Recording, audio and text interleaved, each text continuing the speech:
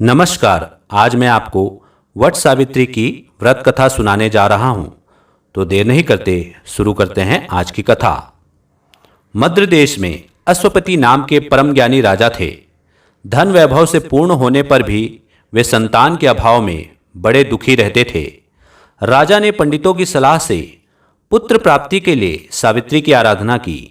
सावित्री ने प्रसन्न होकर राजा रानी को दर्शन देकर आशीर्वाद दिया और कहा कि तुम्हारे भाग्य में पुत्र तो नहीं है, पर मैं स्वयं कन्या रूप में तुम्हारे यहाँ जन्म लूंगी। इतना कहकर सावित्री देवी अंतर्ध्यान हो गई।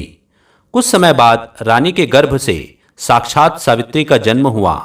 राजा रानी ने उनका नाम भी सावित्री ही रखा। सावित्री सर्वगुण संपन्ना थी। वह चंद्रमा की कला के समान नित्य प्रति बढ़ने लगी। जब वह विवाह के योग्य हुई तब माता पिता ने उससे कहा कि अब तुम अपने योग्य मनचाहा वर खोज लो। राजा ने उसे एक बूढ़े मंत्री के साथ वर खोजने के लिए भेज दिया। सावित्री यात्रा पर रवाना हो गई।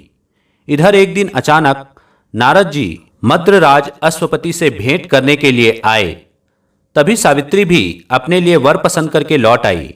उसने आदरपूर्वक नारद जी को प्रणाम किया। नारद जी ने उसे विवाह योग्य देखकर राजा अश्वपति से पूछा कि आपने इसके लिए योग्य वर खोजा है या नहीं। राजा ने बताया कि मैंने सावित्री को वर खोजने के लिए भेजा था। वह अभी लौट कर आई है और अब वही बताएगी कि उसने अपने पति रूप में किसे पसंद किया है। राजा की बात सुनकर नारद जी ने सावित्री से पूछा कि तुमने किस वर के साथ विवाह करने का निश्चय किया है। सावित्री ने परम विनम्र हो हाथ जोड़कर निवेदन किया कि महाराज, राजा द्युमत्सेन का राज्य रुक्मी ने छीन लिया है और वे अंधे होकर रानी के साथ वन में रहते हैं। उनके एकमात्र पुत्र सत्यवान को ही मैंने अपना पति बनाने का निश्चय किया है। सावित्री के ऐसा कहने पर नारद जी ने राजा अश्वपति से कहा कि आपकी कन्या ने वर खोजने में निसंदेह भारी परिश्रम किया है। सत्यवान गुणवान और धर्मात्मा है। वह रूपवान और समस्त शास्त्रों का ज्ञाता है। वह अपने माता पिता के समान सदा सत्य बोलने वाला है। इसी कारण उसका नाम सत्यवान हुआ। जिस प्रकार समुद्र रत्नों की राशि है, उसी भांति सत्यवान सभी सद्गुणों का भंडार है। वह सब प्रकार से सावित्री के योग्य है। वह सब बातों में सावित्री के साथ क्षमता रखता है। इतना कुछ होते हुए भी उसमें एक भारी दोष है जिसके सामने ये सभी गुण फीके से पड़ जाते हैं। वह अल्पायु है और 1 वर्ष की समाप्ति पर उसकी मृत्यु हो जाएगी। नारद जी के मुख से यह वचन सुनकर राजा अश्वपति का चेहरा उदास हो गया और उसके मधुर स्वप्न नष्ट हो गए। नारद के वचन कभी मिथ्या नहीं हो सकते। ऐसा विचार कर उन्होंने सावित्री को समझाया कि ऐसे छिड़ायु व्यक्ति के साथ विवाह करना कल्याणकारक नहीं है, इसलिए कोई अन्य वर पसंद कर लो। पिता की बात सुनकर सावित्री ने कहा कि अब मैं शारीरिक संबंध के लिए तो कभी मन में भी किसी अन्य पति को खोजने का विचार नहीं कर सकती। कोई भी संकल्प पहले मन में आता है, फिर वाणी से कहा जाता है। कहने के पश्चात उसे करना ही होता है, चाहे वह शुभ हो या अशुभ। मैंने जिसे एक बार अपने मन से पति स्वीकार कर लिया है, वही मेरा पति होगा। अब मैं किसी दूसरे का वर्ण किस प्रकार कर सकती हूँ। राजा एक ही बार आज्ञा देता है, पंडित एक ही बार प्रतिज्ञा करते हैं और कन्यादान भी एक ही बार होता है। जैसा भी है, अब मेरा पति है। मुझे उसके दीर्घायु या अल्पायु होने से कोई हर्ष विषाद नहीं है। अब मैं पुरुष की तो बात ही क्या, देवराज इंद्र को भी स्वीकार नहीं करूंगी। कोई शक्ति मुझे मेरे इस निश्चय से नहीं डिगा सकती। मैं पुनः दृढ़तापूर्वक कहती हूं कि सत्यवान ही मेरा पति होगा। सावित्री का ऐसा दृढ़ संकल्प सुनकर नारद जी ने राजा अश्वपति को सम्मति दी कि तुम्हें सावित्री का विवाह सत्यवान के साथ ही कर देना चाहिए। यही उचित प्रतीत होता है। इस प्रकार राजा को समझा बुझाकर नारद जी अपने स्थान को चले गए। राजा अश्वपति ने भगवान के मंगलमय विधान में विश्वास करके विवाह की समस्त सामग्री इकट्ठी की और कन्या तथा बूढ़े मंत्री को साथ लेकर द्युमत्सेन की तपोभूमि में पहुंच गए। वहां पर राजा द्युमत्सेन अपनी रानी और राजकुमार सत्यवान के साथ रहते थे। अश्वपति ने उनके पास पहुंचकर अपना नाम बताते हुए उनके चरणों में प्रणाम किया। द्युमत्सेन ने अश्वपति के आने का कारण पूछा तो उन्होंने बताया कि मेरी कन्या सावित्री ने आपके सुपुत्र सत्यवान के साथ विवाह करने का निश्चय किया है। मैं भी इससे सहमत होकर विवाह की तमाम सामग्री लेकर आपकी सेवा में उपस्थित हुआ हूँ। राजा की बात सुनकर ध्युमतसेन उदास हो गए और उन्होंने कहा कि अब आप में और मुझ में कैसी समता। आप राज्यासीन राजा और मैं राज्य भ्रष्ट रंक। इस पर भी हम दोनों अंधे हैं, निर्धन हैं और वन में रहते हैं। आपकी कन्या ने वन के भारी कष्टों को न जानकर ही ऐसा विचार कर लिया है। महाराजा अश्वपति ने कहा कि सावित्री ने इन सब बातों पर भली प्रकार विचार कर लिया है। वह कहती है कि जहाँ मेरे सास ससुर और पतिदेव निवास करते हैं वही मेरे लिए बैकुंठ है। सावित्री के ऐसे दृढ़ निश्चय को सुनकर ध्युमतसेन ने विवाह की स्वीकृति दे दी। शास्त्र सम्मत रीति से सावित्री का विवाह सत्यवान के साथ करके राजा अश्वपति तो अपनी राजधानी को लौट गए और उधर सावित्री मनचाहे पति सत्यवान को पाकर सुखपूर्वक वन में रहने लगी। नारद जी के वचन हर समय सावित्री के कानों में गूंजते रहते थे। वह एक एक दिन गिन रही थी। उसने जब पति की मृत्यु का दिन निकट आया जाना 3 दिन पहले से ही उसने उपवास आरंभ कर दिया। तीसरे दिन अपने पितरों का पूजन किया। वही दिन नारद जी ने सत्यवान की मृत्यु का बताया था। रोज की भांति उस दिन भी सत्यवान अपने समय पर कुल्हाड़ी और टोकरी लेकर लकड़ी काटने के लिए वन में जाने लगा तो सावित्री ने स्वयं भी उसके साथ चलने का आग्रह किया। सत्यवान ने उसे माता पिता की सेवा के लिए वहीं ठहरने की सम्मति दी। तब सावित्री अपने सास ससुर से सत्यवान के साथ वन में जाने की आज्ञा ले आई और उसके साथ वन को चलने को तैयार हुई। सत्यवान ने वन में पहुंचकर फल फूल तोड़े और बाद में लकड़ी काटने के लिए एक वृक्ष पर चढ़ गया। वृक्ष के ऊपर ही सत्यवान के सिर में भारी पीड़ा होने लगी। वह वृक्ष से नीचे उतर आया और सावित्री की जंघा पर अपना सिर रखकर लेट गया।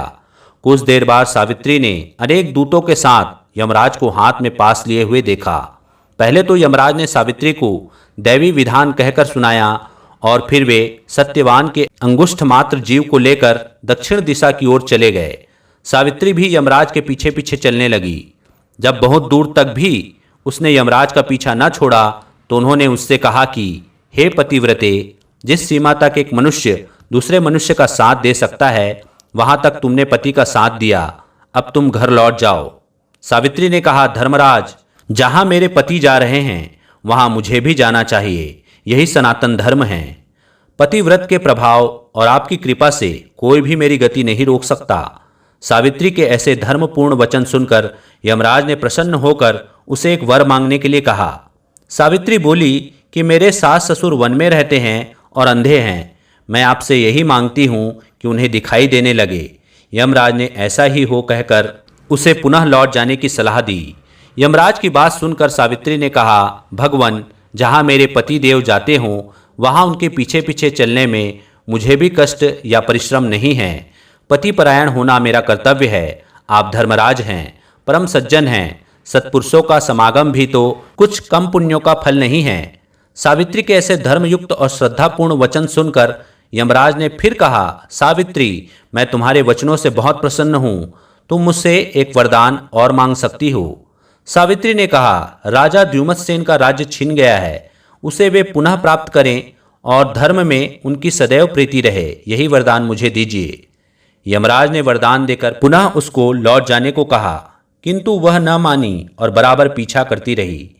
उसकी ऐसी दृढ़ पतिभक्ति देख यमराज ने प्रसन्न होकर उसे तीसरा वरदान देने की इच्छा प्रकट की। तब सावित्री ने अपने पितृकुल की भलाई को दृष्टि में रखकर 100 भाई होने का वरदान मांगा। यमराज ने सहर्ष यह वरदान भी दिया। सावित्री से पुनः आगे न बढ़कर लौट जाने का आग्रह किया, किंतु सावित्री अपने प्रण पर अडिग रही। सावित्री की ऐसी निष्ठा और दृढ़ संकल्प देखकर यमराज का हृदय पसीज गया। वे बड़ी कोमल वाणी में बोले, हे सुव्रते, तुम ज्यों ज्यों उत्तम धर्मयुक्त और गंभीर युक्तिपूर्ण वचन कहती हो त्यों त्यों मेरी प्रीति तुम पर बढ़ती जाती है। अतः तुम सत्यवान के जीवन को छोड़कर एक और वरदान मुझसे ले लो और अपने घर लौट जाओ। पहले तीनों वरदान पाकर सावित्री ने अपने ससुर कुल और पितृकुल दोनों का कल्याण कर दिया। अब केवल अपनी ही भलाई का प्रश्न सम्मुख था। पतिपरायण नारी को अपने पति की आयु वृद्धि के अतिरिक्त और क्या फल कामना हो सकती है। यही सोचकर सावित्री ने सत्यवान से 100 पुत्र होने का वरदान मांगा। सावित्री के ऐसे युक्तिपूर्ण वचन सुनकर यमराज बहुत संतुष्ट हुए और उन्होंने उसे वरदान देते हुए सत्यवान को पास से मुक्त कर दिया और कहा कि सत्यवान से तुम्हें निश्चय ही 100 पुत्र होंगे। सावित्री को मनोवांछित वरदान देकर यमराज वहीं अंतर्ध्यान हो गए और वह लौटकर वट वृक्ष के नीचे आई। वट वृक्ष के नीचे सत्यवान का मृत शरीर पड़ा हुआ था। उसमें जीवन का संचार हो गया और वह उठकर बैठ गया। सावित्री ने सत्यवान से सारा वृत्तांत कह सुनाया और फिर वे दोनों खुशी खुशी आश्रम की ओर चले। सत्यवान के माता पिता को दृष्टि प्राप्त हो गई थी और वे अपने आज्ञाकारी पुत्र और सेवापरायण पुत्र वधू को न देखकर अत्यंत दुखी हो रहे थे। तभी सावित्री और सत्यवान वहां पर पहुंच गए। सारे देश में सावित्री के अनुपम पतिव्रत का समाचार फैल गया। प्रजाजनों ने महाराज धूमतसेन को ले जाकर आदरपूर्वक राज सिंहासन पर बैठाया। सावित्री के पिता अश्वपति को भी 100 पुत्र प्राप्त हुए और सावित्री सत्यवान ने भी 100 पुत्र प्राप्त करके दीर्घायु तक राज्य भोगा और अंत में वैकुंठ सिधारे। प्रत्येक सौभाग्यवती स्त्री के लिए यह व्रत करना आवश्यक है। तो बोलिए विष्णु भगवान की जय। तो यह थी वट सावित्री की व्रत कथा। आशा करता हूँ आपको कथा पसंद आई होगी। तो मेरे वीडियो को लाइक कीजिए, चैनल को सब्सक्राइब कीजिए और इसे ज़्यादा से ज़्यादा शेयर कीजिए। धन्यवाद।